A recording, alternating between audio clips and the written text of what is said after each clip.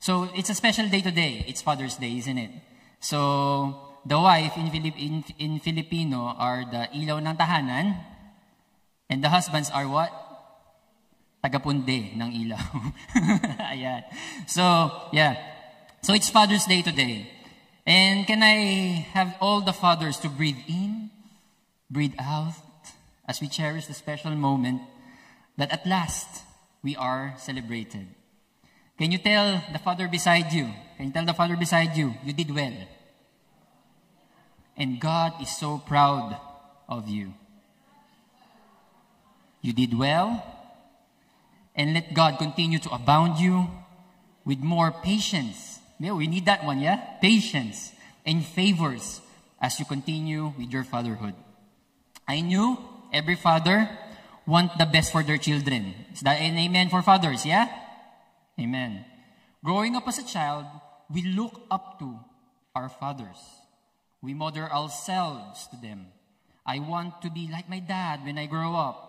When I become more exposed to outside of the family, that's the time I'm exposed to like idolizing other people, such as sports personalities, teachers, or actors. Then we move away or see our father not so pleasing anymore, isn't it? And then we began to rebel and not to listen on their parenting anymore and try our different ways. And in that, we will talk about the best example of a father that every dad, future fathers, and father figures should imitate for them to be successful in parenting godly children. Our best example, of course, our Father in heaven, God Himself, the Creator of all, Yahweh, our one true God. Can we just stand up and as we read the scripture in Exodus 34 verse 6, and after that we pray? Can we read it all together? The Lord passed before him, proclaimed, the Lord, a God merciful and gracious, slow to anger, and abounding in steadfast love and faithfulness. Lord, Father, thank you. Thank you for today that we celebrate Father's Day. Lord, as a heart of being a father, Lord, we look up to you. We want to imitate you, Lord, and help us, Lord, as we learn about your word and miracles that you have done in our lives, Panginoon, that we may imitate you, Lord. We pray in this in the mighty name of Jesus, we pray. Amen. Amen. Can you all sit down? Thank you. So our topic for today is all about loyal love. And of course, the best example is coming from our Father in heaven. So the background of this Exodus 34 was before this text came from the Lord Himself. He was speaking. So this is the Lord, Father in heaven, talking to Moses. By this time, the second set of tablets, let me just reiterate that, the second set of tablets are being rewritten. As the first set of tablets was destroyed. You know when? This is due to the Israelites' idolatry, that Moses threw it away on the foot of the mountain and it was broken. Then a second set of tablets were written by the finger of God. Can we just say that finger of God? And there's a revelation after this. Just remember that one, finger of God. So let's move in and go deep dive on the verse. So according to the first sentences, the Lord. Can we say the Lord? Amen. So when it's repeated, it is very important. Just like when your wife tells you to do something, Charlie. If it's Charlie, okay ba yan, Charlie. Pero pag Charlie, it means it should be urgent, isn't it? Yeah? So, in Hebrew literature, to emphasize, it is to emphasize important. If it's repeated, it shows to give emphasis. Aid to memory, so you can remember it every time. If it's repeated, you can remember it every time. And it's to clarify as well. If it's pertaining to God's name, which is the Lord, it emphasizes God's divine authority. Divine authority and all His faithfulness. In Hebrew literature, they don't have these bold letters. they don't have this increase the font just to emphasize this text. So they repeat these words. So let's take into account what the Israelites, just did. They worshiped idols. They made a golden calf and they worshipped it. They plunder from the Egyptians. You know where the gold came from? It came from the Egyptians. They plundered them. And probably they do not have any use of the gold, right? Because they have no pawn shops that time. They don't barter food. Because God provides for them food. Food like manna, quails, to drink, water from the rock, right? Shade and warmth. You know, when the pillar of cloud lead them along their way during the day, and by night, there is a fire, give them light and warmth. And then their sandals as well, not just against the weather, but their clothes as well. I have led you, this is the Lord speaking, I have led you 40 years in the wilderness. Your clothes have not worn out on you, and your sandals have not worn off your feet. Who has a wife here? Who's got many sandals, many dresses? So, this how God the Father in heaven provided for the Israelites. So they don't need these things. But still, they continue to be, to look to other idols, what they used to when they're in Egypt. So, you know that our God is a jealous God? You know that the verse came from Himself as well. Exodus 34:14. This is God the Father speaking. For you shall worship no other God. For the Lord, whose name is jealous, He named Himself jealous, is a jealous God. This is Yahweh speaking that He named Himself jealous. If you don't understand jealousy, just ask your wife, isn't it? Worshipping other gods is considered adulterous, according to the prophets Jeremiah, Ezekiel, and Isaiah. Whom are the prophets ba? Why do they say such things? Prophets are deliverer of God's message. God talks to them, and prophets relay the message to their people, right? Question, what is the punishment of adultery? It is death. Leviticus 20 verse 10. If a man commits adultery with the wife of his neighbor, both the adulterer and the adulteress shall surely be put to death. Amen. Praise God, because God is a merciful God.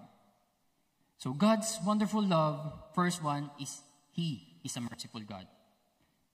He shows merciful love. The Father Himself is merciful enough, but the best example of the Father's attribute about His merciful love is Jesus Christ. Is that an amen? So, before we say how God is being merciful, we need to seek the authority of Jesus and interpretation of Jesus, God, who is God Himself. The better explanation of the Mosaic and Levitical law the law was about 613. Mosaic and Levitical law is about 613 of them. Well, you must be parang, Miller, this is just too low. My mother has 1,000 laws in her house. Right? So Matthew 5:17. This is the authority that comes from the Lord, from Jesus. Do not think that I have come to abolish the law of the prophets. I have not come to abolish them, but to fulfill them. By the end of the preaching, you will know how Jesus fulfilled this promise of God. This is Jesus saying. He was talking to His disciple. Whenever He talks to His disciple, whenever He preached, there are Pharisees, Sadducees, and the lawyers, which are the scribes of the temple. So Jesus is saying, your understanding of the law is very shallow. Jesus was sent for us to understand it clearly, much better than the prophets have relayed.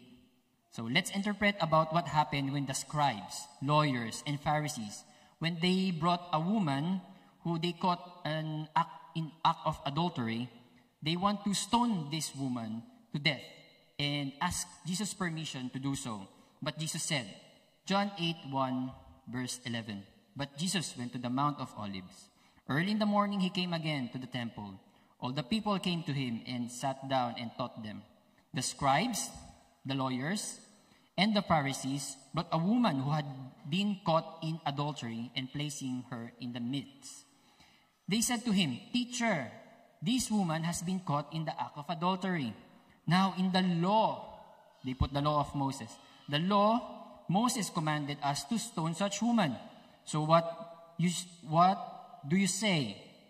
This they said to test him, that they have some charge to bring against him. Then Jesus bent down and wrote with his finger on the ground. You remember, I told you, in Exodus, when God the Father wrote the Ten Commandments, and who wrote the Ten Commandments, and how did the Father wrote the Ten Commandments? It's through his finger. So when I was reading this and making this testimony, as I've said when we were doing intercessory, Ates, I have a big revelation. The preaching is really nice today. So in Exodus 31:18, and he gave to Moses, this is when Father in heaven was writing the Ten Commandments. When he had finished speaking with him on Mount Sinai, the 2 tablets, which are the Ten Commandments of testimony, tablets of stones, written with the finger of God. Wow! Jesus, wow! Jesus was saying, do you mean the 10 Commandments that I gave to Moses? I mean, he's not speaking on this one, but it's not clear on the New Testament that he was writing something on the ground. But is this the 10 Commandment that I'm writing, that I gave to Moses, that I have written using my finger? Wow, Jesus. Is that really you? Parang this is he proclaimed his divinity, isn't it? And as they continue to ask him, he stood up and said to them, "Let him who is without sin among you be the first to throw a stone at her." And once more, he bent down and wrote on the ground. Once more, he bent down and wrote on the ground. Again, the second time. How many times did the sets of tablets were written? Twice. Amen. But when they heard it, they went away one by one, beginning with the older ones, and Jesus was left alone with the woman standing before him. Jesus stood up and said to her, "Woman, where are they? Has no one condemned you?" She said, "No one, Lord." And Jesus said, "Neither do I condemn you. Praise be to God. Go, and from now on, sin no more." Amen. This is God's merciful love. Can I hear an amen? Amen. Sin is sin, no matter how big or small it is. Romans 6:23, "For the wages of sin is death." So question, should we, Christians, abuse God's mercy? No. Romans 6:1-2, "What shall we say then? Are we to continue in sin that grace may abound? By no means. How can we who died to sin still live in it?" Jesus said to the woman caught in adultery, "Neither do I condemn you. Go, and from now on, sin no more." That is God's grace. Amen? To continue, God's grace, God's gracious love. Number 2, the definition being gracious is, God's gracious love is, you don't deserve it, you don't earn it, it's freely given to you. The best example are the Ninevites. Why? The Ninevites. Who are they? They are Assyrians, meaning they're not Israelites, they're not Jewish, they're not the chosen people. They are pagans, they're non-believers, and they are immoral people. According to the Bible, they do temple prostitution, child sacrifice, abortion, and infanticide. Imagine in their temple, there is a pole dancer. Diba? Temple prostitution. They do not deserve to be forgiven and definitely deserving grace from the Lord. At least, that was Jonah's point of view, right? He was even so angry to himself that when When the Ninevites repented, he asked to the Lord to kill him. Jonah 4:3. This is Jonah speaking. Therefore now, O Lord, please take my life from me, for it is better for me to die than to live. Because he cannot take this loving mercy of our God Father in heaven, then this unworthy Ninevites has been saved from damnation. Why? Just kill me, Lord. I cannot. Like that, I cannot, Lord. So, Jonah is very reluctant to follow the Lord, to go there and give the news that they should turn from their wicked ways and repent to the Lord. In this resistance, Jonah's resistance, he was swallowed up, but eventually followed God to deliver his message. Being a prophet is an honorable job, right? And not doing your job makes you a candidate to be dismissed, being redundant, being sacked. Our God is a God of second chances. Amen? Even through Jonah's reluctancy, God's plan should prevail. The Ninevites repented. Jonah 3, verse 6 to 10. The word reached the king of Nineveh. During this time, the king of Nineveh it's like the president of the United States. And he arose from his throne, removed his robe, covered himself with sackcloth, and sat in ashes. The most powerful man in the entire empire, in the whole world, repented. Nineveh is where the king of Assyrians lived. To continue in verse 7. And he issued a proclamation. He just not repented, he issued a proclamation. He wanted not for himself, but for the whole country. He issued a proclamation and published through Nineveh. By the decree of king and his nobles, let there neither man nor beast, herd nor flock taste anything. Let them not feed or drink water. But let man and beast be covered with sackcloth, and let them call out mighty to God. Let everyone turn from his evil way and from the violence that in his hands. Who knows? God may turn and relent and turn from his fierce anger, so that we may not perish. This is a fate of the Ninevites trumps the modern day Israelites during Jesus' time. And what did God did to the Ninevites? When God saw what they did, how they turned from their evil way, God relented of the disaster that he had said he would do to them. And he did not do it. Praise be to God. Question. Do you feel that you are too sinful, that you don't deserve God's grace? Amen? The best example will probably, gas-gas na siya, pero it's a basic example, is John 3:16. Whoever believes in him shall not perish, but have everlasting life. Christianity is inclusive. Everyone is welcome. It's for everyone, but it is exclusive for people who only believe in Christ. Amen.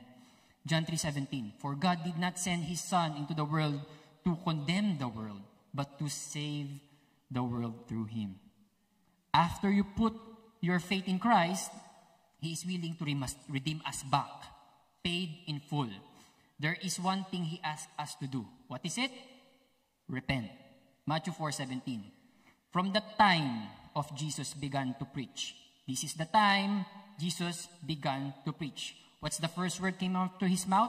Repent, for the kingdom of heaven has come near.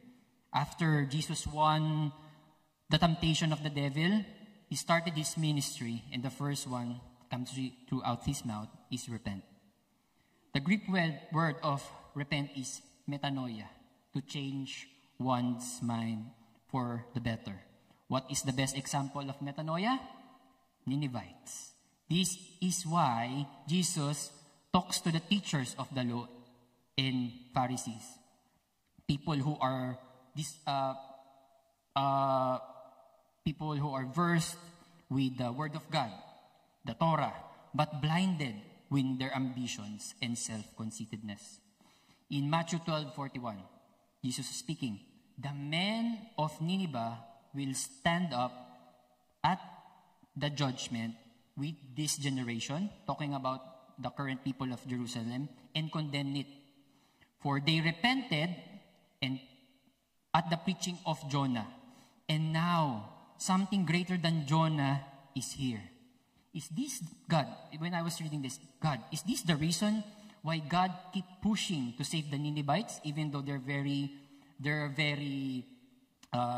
sinful?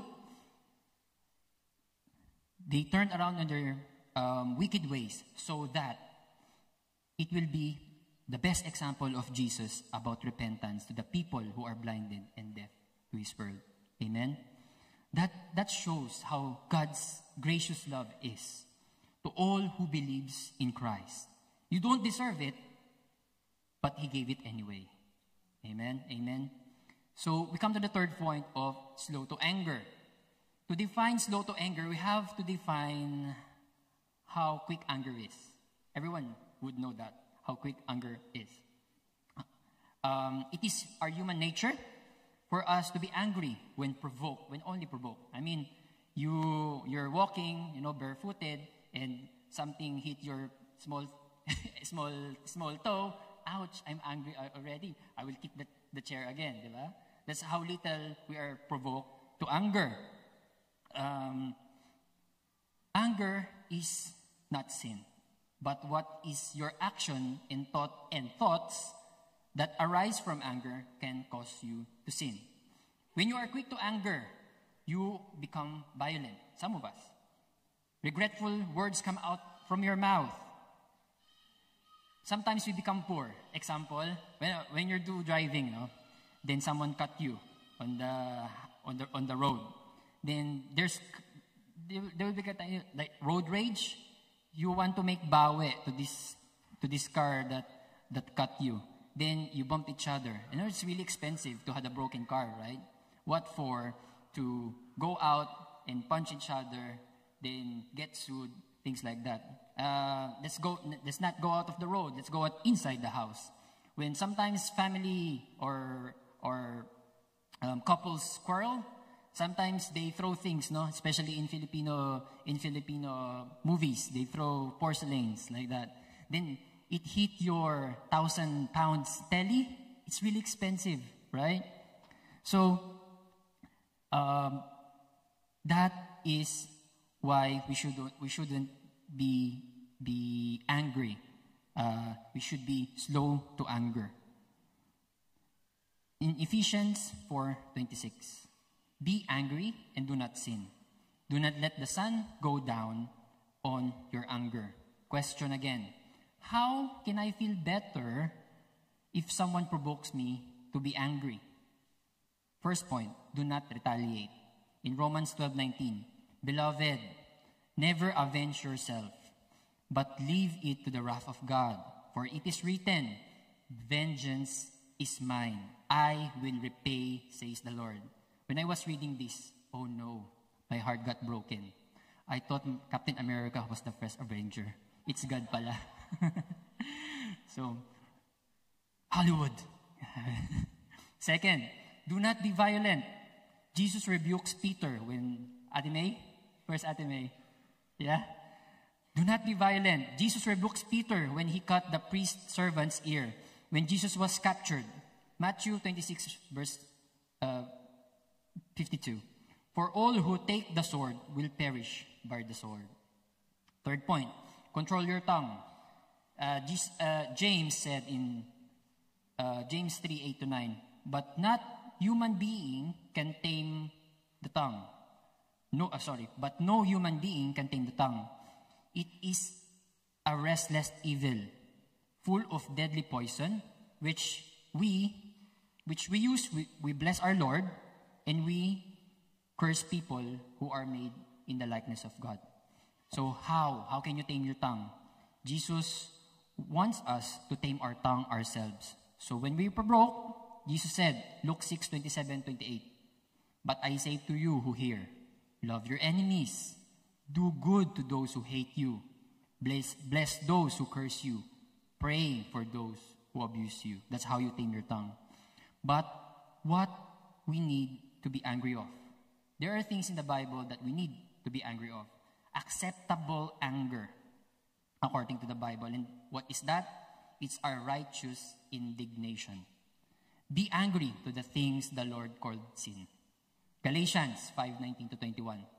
Now the works of the flesh are evident: sexual immorality, impurity, sensuality, idolatry, sorcery. Harry Potter, ikaw pala to. Sorcery, enmity, strife. Who was wearing strife here? Wala. Strife. Jealousy, fits of anger. Fits of anger. When I was reading this, fits, but it's seizures. It's a sudden anger. So don't be angry quickly. Slow to anger. Rivalries, dissensions, divisions, envy, drunkenness, orgies, and things like these. I warn you, as I warned you before, that those who do such things will not inherit the kingdom of God. Amen? As God was, He's very patient. He's very patient in the past. He was also very patient to us.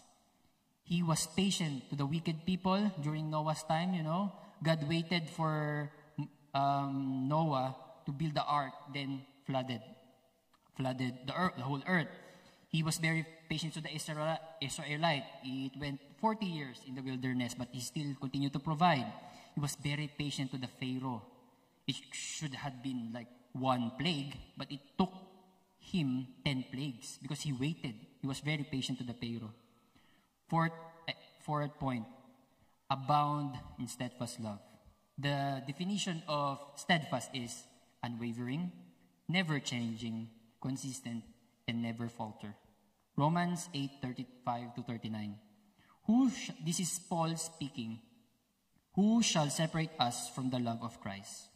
Shall tribulation, or distress, or persecution, or famine, or nakedness, or danger, or sword? As it is written, for your sake we are being killed all day long. We are regarded as sheep to be slaughtered. This is the time when Christians were persecuted. No, in all these things we are more than conquerors through Him who loves us. Who loves us? God. For I am sure that neither death, nor life, nor angels, nor rulers, nor things present, nor things to come, nor powers, nor height, nor depth, nor everything else in creation will be able to separate us from the love of God in Christ Jesus our Lord. Amen? God's revelation to Paul about His love is so wonderful. Paul described it as a communicable characteristic of God. Something He can share to His creation because there is incommunicable, God is sovereign. This steadfast love, He shared it to us, to His creation. The best plain human example about giving a steadfast love is a father's love to his children. Amen? Fathers go through lengths to provide for their children. Filipinos are very familiar with this type of situation. Fathers go abroad, risk their lives, risk losing precious time with their loved ones at home, just to provide food on the table for their family, and give them a better future. Some earthly father nga commit crime that send them to lifetime imprisonment just to feed their family. How more our gracious Father in heaven gives His love to us. Amen? Showing love is not just showing provision, providing for your family, but also show your availability. We will elaborate about steadfast love probably next week. And you will be surprised what promises of God is stored for you. So I got another question for you. Does this give you security in Christ when you know that Father in heaven gives abounding steadfast love towards you, to you? That our God loves you on a higher level as abounding and steadfastly. John 10:28-29. This is Jesus speaking. I give them eternal life, and they will never perish, and no one will snatch them out of my hand. My Father, who has given them to me is greater than all, and no one is able to snatch them out of his Father's hand. Amen. God is very faithful to us. We have to be very faithful to him. Amen. Fifth point is God's faithful love. Our God is loyal. He is faithful. He is a promise-keeping God. Deuteronomy 7:9. Know therefore that the Lord your God is God, the faithful God who keeps covenant and steadfast love with those who love him and keep his commandments to 1,000 generations. Question again. Do you think you're very blessed or having a God like this? Not having a God that it's moody, no? Moody. Sometimes yes, sometimes no. He is consistent from eternity past and eternity future. One hope, his incommunicable characteristic is he is immutable. He never changes, according to Ate Marilu. He never changes. So, in this, we understand God's faithfulness through his covenants. So, there are 5 covenants. The Noahic covenant, which is God purged the earth with sin with water. God promised to never flood the earth. Second is the Abrahamic covenant. He created a nation from Abraham's lineage and blessing that nation. So blessing this nation, it's the current Israel. Yeah? You know the situation, you heard the news. Can we just have a time of prayer for what's happening in Israel now? Lord, thank you, Father God, for your promise-keeping God. Thank you for your promise to the children of Israel, to this country, Panginoon. That continue, these people who are inside, it's not just Israelites. There are many people, there are many nationalities inside. But the best is their promise. So we have faith, Lord, that the war that's going through, it's going to finish. It's going to be peaceful.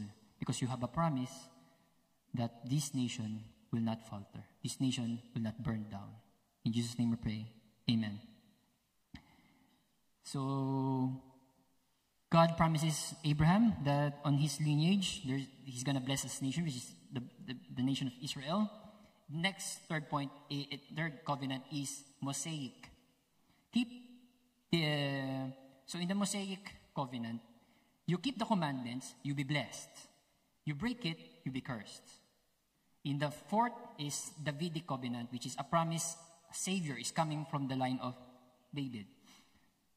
The Messiah is coming from his lineage. And the fifth and final covenant is the new covenant. In Matthew 26:28, for this is my blood.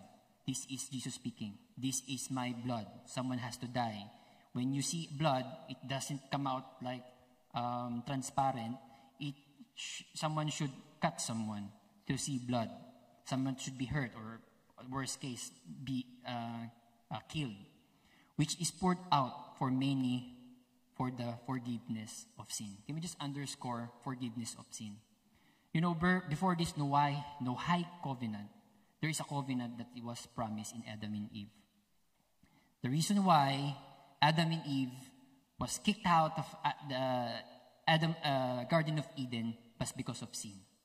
So going back, circle of life, here is now the redempting covenant which our Father in heaven has sent. So everyone,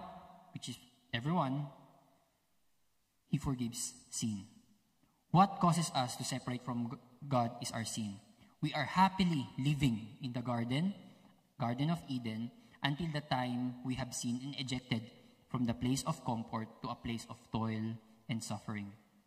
The new covenant is Jesus, sent by our faithful Father in heaven to repeated covenant to human beings, Him to bring us back to His eternal glory. Case in point, Jesus succeeded where humans failed. Amen? Verse 1, He resisted the temptation of the evil. What Adam and Eve failed, He became a blessing to all nations. You know that Abraham had another son to a different to a different woman, which is Hagar. So, on that point, Abraham failed.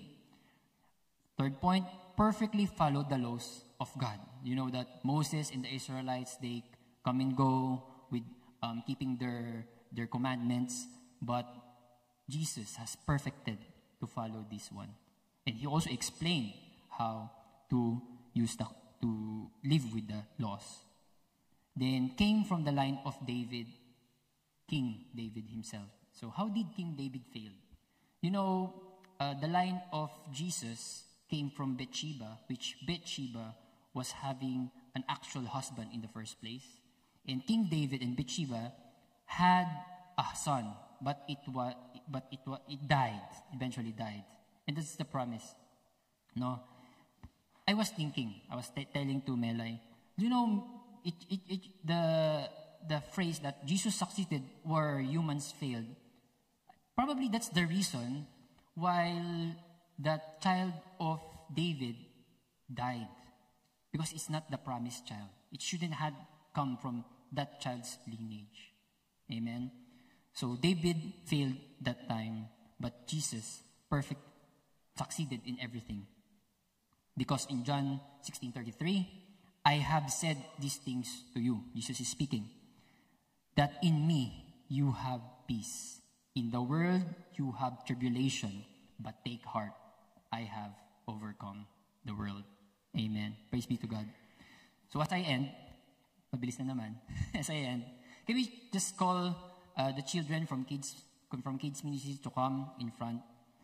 And as we continue, all of these types of love coming from God, merciful, gracious, forgiving, steadfast, and faithful, is called in Hebrew Hesed. Yes, children. And can all the children go to their respected families?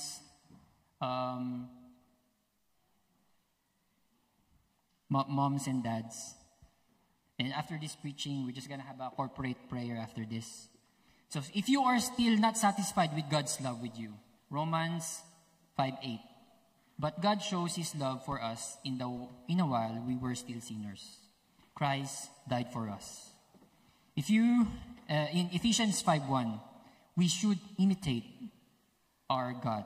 Therefore, be imitators of God as beloved children. As fathers, express loyal love to your spouse and children.